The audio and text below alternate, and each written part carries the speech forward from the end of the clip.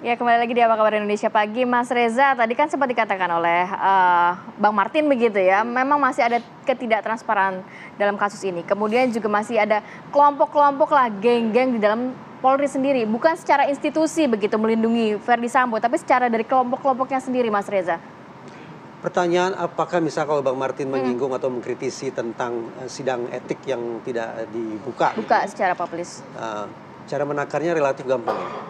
Kalau ini sungguh-sungguh transparan, artinya sungguh-sungguh tidak ada code of silence, kira-kira para personil yang sudah di sidang etik itu nanti akan disidang pidana atau tidak? Okay. Obstruction of justice itu bukan hanya persoalan etik. Obstruction of justice sebagai manifestasi code of silence itu juga persoalan pidana.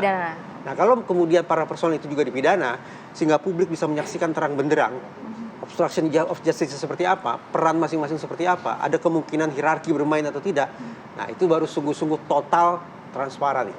Nah, itu perwujudan betapa code of silence sungguh-sungguh disingkirkan. Okay. Tapi kalau ternyata berhenti hanya pada kode etik sidang aja, etik, masuk akal kalau publik tetap bertanya, ini sesungguhnya seberapa jauh Polri mau mengungkap masalah ini secara terang benderang. Itu satu hal. Yang kedua, tadi saya sepakat bahwa hitung-hitungan di atas kertas atau aturan di atas kertas bahwa masing-masing personil itu punya diskresi. Tetapi kita tidak bisa pungkiri bahwa secara historis yang namanya warna paramiliteristik itu masih juga kental di organisasi kepolisian kita. Perwujudannya apa? Izin perintah komandan siap 86. Siap salah. Iya. Itu jargon-jargon macam itu semestinya hidup tidak di lingkungan kepolisian? Semestinya tidak. Tidak ada. Jargon-jargon semacam itu tapi masih ada semestinya sampai hidup sekarang di lingkungan militer kalau memakai penalaran Mas Kiki.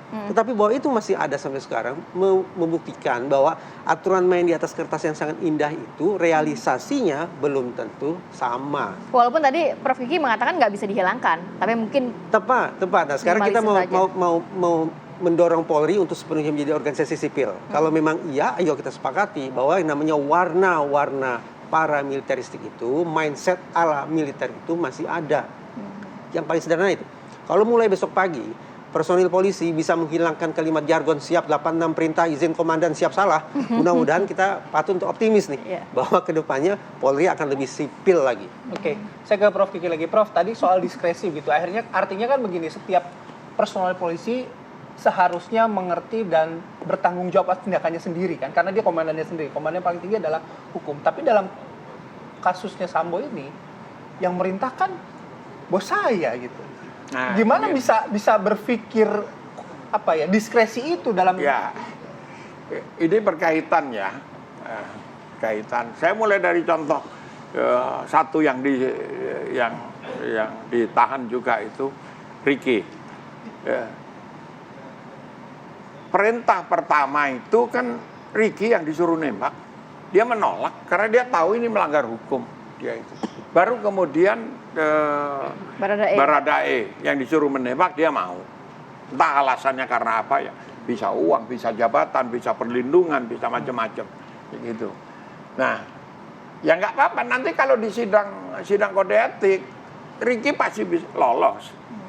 Dalam hal itu, tapi kalau obstruction of justice dia ikut ngutak-ngatik HP, ngutak-ngatik yang lain, kenanya dia di situ, tapi dia tidak kena pasal pidana kan, dia tidak bisa diseret ke pengadilan untuk pidana gitu. Nah, tentang istilah siap dan jamdan, Reza mungkin nggak tahu. Saya mengikuti karena saya terlibat memisahkan Polri dari TNI waktu itu.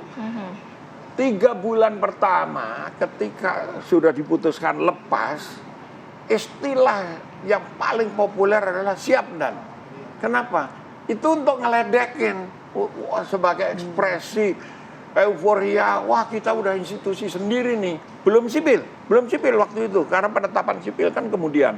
Tapi lepas dan bertahap menjadi institusi sipil. Siap dan gitu, ngeledekin. Tapi kan benar-benar dilakukan perintah komandannya. Ya, siap dan. Ini ceritanya nih dari awal nih. Jadi itu untuk ngeledekin. Udah bukan tentara lagi loh gitu. Nah, lalu ada upaya untuk mengubah pangkat-pangkat. Dulu kan tidak ada pangkat komisaris besar gitu. Lalu ada superintendent, ada senior superintendent. diledekin, ini kayak polisi India aja gitu. Nah, itu berubah. Lalu akhirnya disepakati komisaris. Lalu AKBP, agak kurang bagus pikirannya katanya. Lalu Kombes, komisaris besar kepala, kayak gitu. Itu jokes-jokes sehari-hari yang sebetulnya ngeledekin senang. Tetapi ketika menyentuh pangkat jenderal memang agak sulit. Nah, secara bertahap sampai status polisi sekarang itu ASN, aparatur sipil negara. Jadi kalau melakukan tindakan kategorinya pidana, dia masuk peradilan pidana umum, sipil, sebagai orang sipil. Nggak ada polisi-polisinya, tidak ada institusi komando seperti militer. Nah, kalau di militer misalnya ada kasus pelanggaran HAM. Pelanggaran HAM itu dua jenjang di atas pelaku yang bisa terkena hukuman gitu. Kalau di polisi tidak, pelakunya sendiri. Kalau dua jenjang di atasnya. Tapi Prof, kita sempat lihat ya video yang viral waktu itu ucapannya Irjen Verdi Sambo. Kalau misalnya ada anggota polisi yang terlibat kejahatan, maka dua tingkatan di atas juga harus ikut bertanggung jawab. Itu berlaku di institusinya dia, di polisi, di dalam internal. Kalau pidana, hukum pidana di luar. Jadi kalau misalnya ada komandan, misalnya Sambo nih memerintahkan anak buahnya melakukan kejahatan, anak buahnya kena pidana, Sambonya kena pidana karena memerintahkan gitu loh. Oke. Nah, tapi kalau anak buahnya melawan, udah jelas ini melawan hukum. Ya, dia lepas, Sambonya tetap kena karena dia memerintahkan. Nah, jadi atasannya polisi itu hukum. Atasannya polisi itu bukan komandannya. Berbeda dengan militer ya. Sehingga ada bintang 3, kabar reskrim aktif lah. Ditangkap, diadili. Orang lupa sekarang gitu loh. Dan kemudian momen begini dipakai untuk polisi itu brengsek, saya dulu direkayasa gitu. Enggak. Memang diadili terbuka kok. Mas Reza. Tadi di segmen sebelumnya saya katakan, kita titik awalnya kan berangkat tentang isu pidana ya, yaitu Duren 3 berdarah, pembunuhan terhadap mendiang brigadir Y. Tapi dari obrolan ini sudah tesis saya bahwa memang harus dilakukan pembenahan secara sistem, secara organisasi. Obrolan ini menunjukkan kepada kita masalahnya tidak hanya berkutat di reskrim, tapi masalah SDM. Yang tadi Mas Kiki katakan, persaingan ketat sesama personil polisi sendiri, menurut saya seharusnya itu bisa diatasi seandainya Polri memiliki sistem pengembangan karir yang sungguh-sungguh juga objektif. Tugas siapa? Tugas SDM. Selama sistem pengembangan karirnya relatif belum objektif, masih memungkinkan sikut sana sikut sini, hengki-pengki dan segala macam, maka saya khawatir bahwa persaingan yang tidak sehat di dalam tubuh atau internal Polri itu akan terus berlangsung. Contoh konkret ya, kenapa kemudian ada sinyalemen tentang konsorsium A, B, C, dan seterusnya. Proses penunjukan orang yang masuk dalam Satgasus A, B, C, dan seterusnya. Apakah itu sungguh-sungguh terpantau oleh organisasi Polri, khususnya oleh SDM? Semestinya dilakukan audit di situ. Untuk memastikan sekali lagi bahwa kemudian personil yang menempati posisi A adalah personil yang sungguh-sungguh punya kompetensi di situ, punya integritas di situ. Bukan karena kedekatan dengan siapa atau masuk dalam konsorsium siapa. Nah, senyampang ya. Karena sekarang isunya adalah soal etik, soal integritas, soal jiwa korps. Saya ingin katakan, belum lama kan Polri memberikan penghargaan itu, Hugeng Award, bagi personil-personil baik perwira tinggi maupun non perwira bahkan yang dianggap punya integritas. Kalau memang Polri yakin terhadap Hugeng Award, maka sudah sepatutnya para penerima Hugeng Award itu diberikan posisi strategis mulai dari sekarang. Mereka lah dianggap sebagai talenta yang akan menonjol di masa depan Polri nantinya. Kalau sekali lagi Hugeng Award itu secara konsekuen dianggap sebagai sebuah proses atau sebuah perhelatan yang objektif untuk memilih personil-personil terbaik. Oke. Yang jadi masalah, polisi itu tidak terlepas dari masyarakatnya. Polisi, saya tidak tahu apakah Reza tahu atau tidak. Sistem itu sudah nyaris sempurna. Tapi ketika diterapkan merit system misalnya, ada nota ada telepon, dari DPR, dari menteri. Compatibility-nya banyak ya, Prof, ya? Ponakan saya masuk ini, padahal dia nggak lulus. Oke. Berani nolak polisinya. Enggak. Salah. Jadi benahi dulu masyarakatnya. Juga nggak, atau bareng-bareng bersama-sama. Jadi ngomongin kode senyap ini akhirnya pembenahan selain di tubuh Polri, Iya. juga di sekitar begitu Sekarang ya? coba ya, kalau di tengah jalan ditangkap polwan, kasih uang. Umumnya nggak mau kok kalau polwan, tapi ngotot, sudahlah Bu, daripada ke pengadilan, udah 50.000 nggak mau, 100.000 nggak mau, 500.000, kalau 1 juta goyang juga polwannya itu. Oke, kalau oke, baik. Tapi kalau balik lagi ke kasus ini, Prof, kalau publik bisa mengukur bahwa code of silence ini tidak berkonotasi negatif dan akhirnya dapat transparansi soal penyelidikan, gimana, Prof? Gini, kalau komplotan ya, geng-geng, istilah geng itu teman-teman, ya sudah pastilah. Kita di sekolah aja kayak begitu, sekarang di pemerintahannya aja, ini kan pemerintahan UGM, Gajah Mada. Kenapa?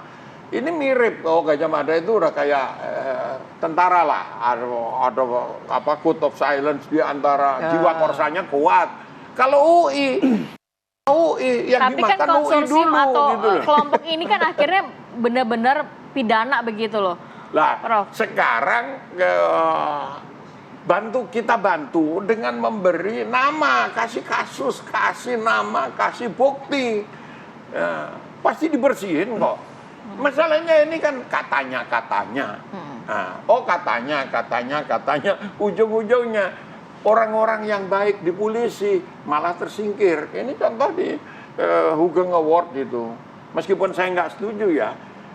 Kenapa? Salah satu yang polisi berintegritas itu sekarang Kapolda Lampung. Telepon saya marah-marah, kita kerja aja lah Mas, nggak usah nyari-nyari. Oke. Dia begini gitu. Dan itu jadi beban. Kalau Baik. menurut saya, mari kita bantu. Baik, sama-sama membantu begitu ya untuk pembenahan juga. Bang Martin, singkat saja Bang. Untuk menutup diskusi ini, Bang, namanya- soal code of silence ini kemudian juga, ya gimana, Bang? Ya, ini namanya handphone Mas Bayu, Mbak Ratih, ya. Kita mulai dari handphone saja. Kami rapat di Bareskrim, kami tidak boleh masuk bawa handphone, tapi para petugas dan para bos-bos di sana itu bebas menggunakan handphone. Nah, di level polsek pun sekarang sudah sama. Ketika kita mau menghadap, ya, penyidik, HP ini harus dititip di depan. Jadi proses transparansi itu sudah dilakukan ya, ataupun tidak dilakukan sejak dari awal ketika kita mencari keadilan. Jadi orang-orang ini menurut pandangan saya tidak berani untuk transparan karena memang secara sistem mereka sudah blok di depan. Nah, kalau memang berani ya, dan dalam arti memang jujur, orang itu pasti akan berani. Nah, kita mulai dari HP dulu aja, Mas Bayu dan Oke, Mbak baik. Ratih. Saya pikir kalau di setiap kantor cari keadilan bisa membawa handphone, proses Di seluruh transparansi itu dunia sudah tidak ada kantor mulai polisi dilakukan. yang membolehkan handphone dibawa. Baik. Di LA itu, di LAPD itu di depan masuk udah semua di search, diperiksa, nggak boleh bawa handphone. Di FBI, di mana di seluruh dunia lah, nggak ada. Oke, itu aturannya, Boleh itu pakai. normanya yang berlaku ya. Tapi Ya. apa yang menjadi semangat kita pagi hari ini kan buat perbaikan juga transparansi mengenai proses penyidikan Brigadir Yosua. Sekali lagi Bang Martin, terima kasih. Pak Reza, terima kasih. Prof, Giri, terima Terima kasih kasih. atas waktunya bergabung bersama kami di Apa Kabar Indonesia Pagi. Kami jeda terlebih dahulu, masih ada beberapa informasi yang akan kami hadirkan sesaat lagi.